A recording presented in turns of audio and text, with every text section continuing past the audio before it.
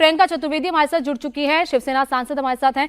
प्रियंका जी, सबसे पहले तो इस वीडियो को लेकर आप क्या कहेंगी? लगातार महाराष्ट्र में चुनाव की हलचल तो थी, लेकिन अब वोटिंग से एक दिन पहले इस तरह का वीडियो सामने आता है, इस तरह का बवाल होता है, क्या रिएक्शन है शिवसेना का?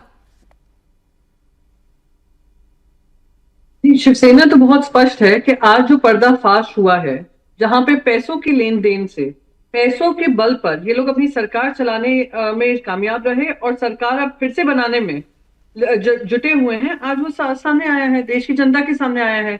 इतने सारे पैसे आते हैं। इलेक्शन कमीशन ने करीब 4 या 5 बार उद्धव जी के बैग की चेकिंग की। गुजरात से कैश भर भर कर आता है, दिल्ली से कैश भर भर कर आता है, वो इलेक्शन कमीशन को पता नहीं चला। अब जनता है जिन्होंने ये सच्चाई जनता महाराष्ट्र के सामने तो लाई है, देशवासियों के सामने है कि भारतीय जनता पार्टी आज तक जो भी सरकार बना रही है, केंद्र में हो या बाकी राज्य में हो, वो धन के बल पे कर रही है। प्रियंका जी, लेकिन विनोद तावड़े इन तमाम आरोपों से इनकार कर रहे हैं। वो कह रहे हैं कि इलेक्शन कमीशन जांच कर ले, सीसीटीवी फुटेज चेक कर ले। सिर्फ मार्गदर्शन के लिए वो होटल में पहुंचे थे, कार्यकर्ताओं से मिलने के लिए, कोई कैश उन्होंने नहीं बांटा, ये उनका कहना है इस पूरे बवाल के बाद। देखिए, कैश तो बकायदा वीडियो चल रहे हैं। उनकी एक लाल डायरी भी जब्त हुई है जहां पे बकायदा लिखा हुआ है गया है। मेरा तो सवाल सिंपल है, 38 घंटे का विराम लगता है इलेक्शन की प्रक्रिया पे, इलेक्शन कैंपेनिंग पे। ऐसा क्या उनको कार्यकर्ताओं से मिलने का धुन सूझी कि विराट जाते हैं और एक कमरा बुक करते हैं और उसमें कितने कार्यकर्ता आए होंगे? बहुत स्पष्ट है कि ये जो पकड़े गए हैं वो अपना डिफेंस सामने ला रहे हैं। पर इलेक्शन कमीशन से मेरी बस यही पूछ होगी कि अब इस पे क्या कार्रवाई की जाएगी और खास करके भारतीय जनता पार्टी पे क्या कार्रवाई होगी, जिन्होंने इसको पूरा एक हथकंडा बनाया हुआ है कि सरकारों को बनाएंगे, बिगाड़ेंगे पैसों के बल पर। आज अगर देश में इलेक्शन होना है तो इलेक्शन की मजबूती यही होती है, फ्री एंड फेयर इलेक्शन होते हैं, ना कि आधार पर होते हैं वोट की कीमत लगाई जाती हो। इस पे इलेक्शन कमीशन क्या कार्रवाई करेगी, ये देखना मैं मानती हूँ कि इंपॉर्टेंट रहेगा।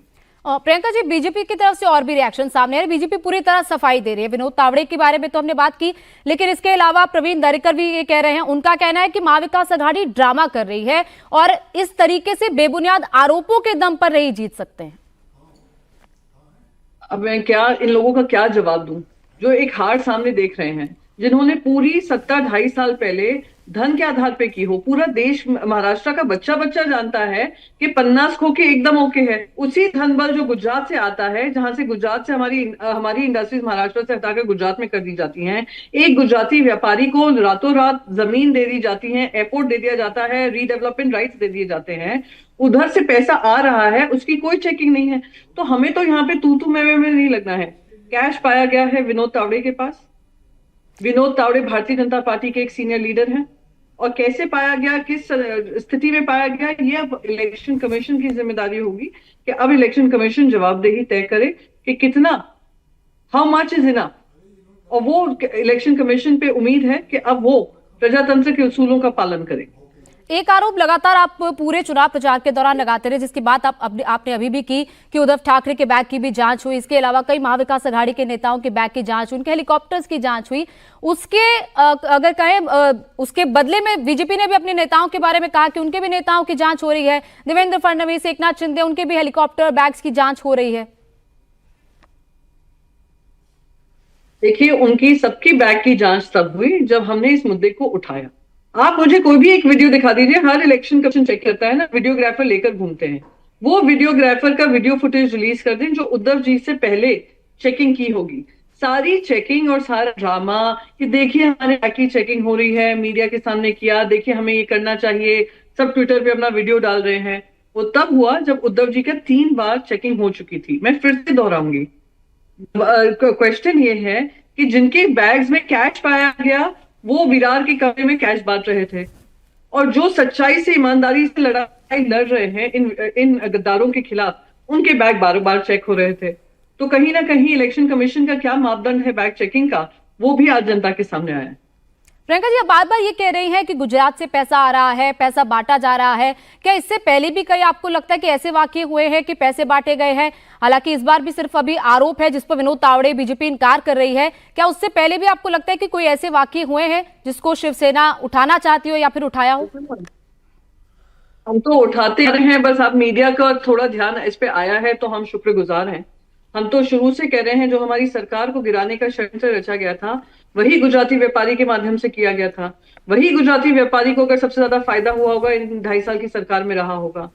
वही गुजराती व्यापारी के प्रवक्ता ये सारे भारतीय जनता पार्टी के सीनियर प्राइम मिनिस्टर से लेकर गृह मंत्री से लेकर बाकी सब बने हुए हैं।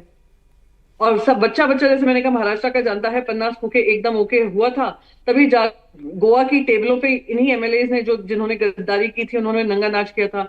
हम तो बकायदा कहते आ रहे हैं जिस तरीके से धनबल का इस्तेमाल हो रहा है और सरकार गिराने का काम हुआ और षड्यंत्र रचा गया वो महाराष्ट्र के साथ विश्वासघात हुआ।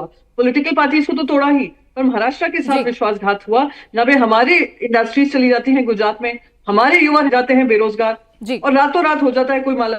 तो ये पहले से ही पिछले 2.5 साल से हम यही लड़ाई लड़ रहे हैं, इसी भ्रष्टाचार की लड़ाई लड़ रहे हैं और आज वो भ्रष्टाचार जनता के सामने आया है। बहुत बहुत शुक्रिया प्रियंका जी हमारे साथ जुड़ने के लिए। तो प्रियंका चतुर्वेदी हमारे साथ जुड़ी थी इस पूरे नोट कांड को लेकर, उन्होंने हमसे बात की और लगातार ये सवाल उठाए हैं कि आखिर ये कैश कहां से आया, क्यों आखिर ये कैश बांटा गया, एक दिन पहले विनोद तावड़े को होटल में जाने की क्या जरूरत थी, और इसके अलावा इलेक्शन कमीशन से मांग की है कि इस पूरे मामले में कार्रवाई की जाए।